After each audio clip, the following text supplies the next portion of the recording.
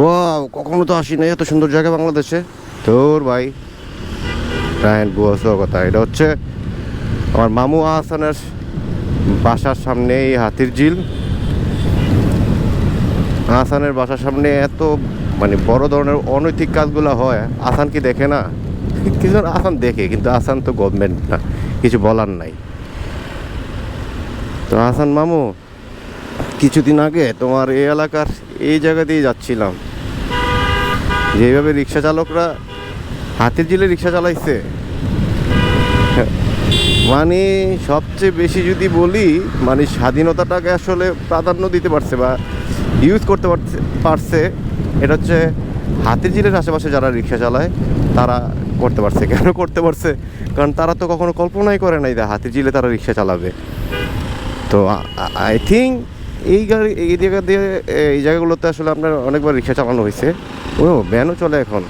আর এখানে তো আপনার বইলাই লাভ নাই, এই দিক দিয়ে রাস্তাটা ক্রস করার জন্য আপনার এদিক দিয়ে সবাই রিক্সা চালাইছে। আপনারা চাইলে সামনে দেখানোর চেষ্টা করতেছি, ওখানে আসলে আমরা রিক্সা চালাইছে। চিন্তা করছিলাম মোটরসাইকেলে তেল ভরবো, কিন্তু আগে আসলে এটা দরকার। এই যে সামনে যেগুলো দেখতেছেন রিক্সা, এই সবগুলো আসলে কয়দিন এদিক দিয়ে চলতো। আবার এই 2-3 দিন আগে যখন অফিসে যাচ্ছিলাম, আপনার এই যে এই রাস্তাগুলো দিয়ে কিন্তু রিক্সা চলে। আমি বানানো কথা বলতেছি না, এটা সত্য, রিক্সা চলে। আবার রিক্সা তো চলে চলে, আবার আপনার উল্টো রাস্তা করে আবার এদিকে আসে। এটা মানে বলার কিছুই নাই।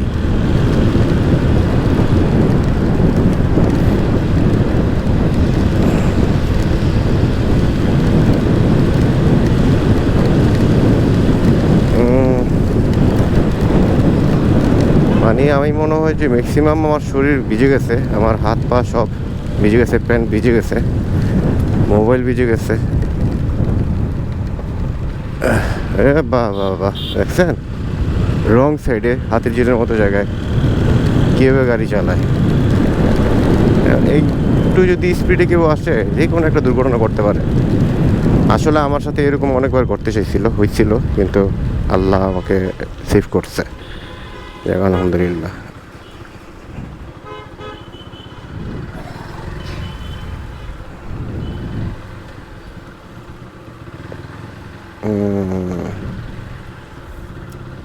যত্রতত্র পার্কিং করে রাখছে গাড়ি।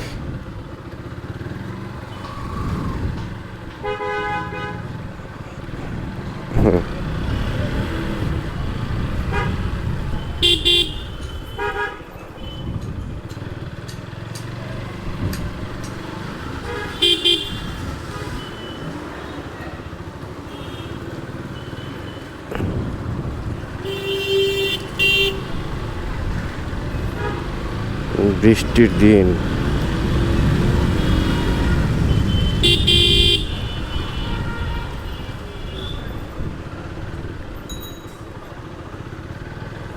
এটা মনে হয় কোনো ট্রেস ড্রাইভের জন্য গাড়িটা বের হয়েছে, যে কোম্পানির গাড়ি হোক না কেন, যেহেতু নাম্বার নাই।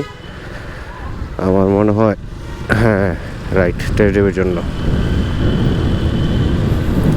কাস্টমারদের ডেমনস্ট্রেশন দিচ্ছে।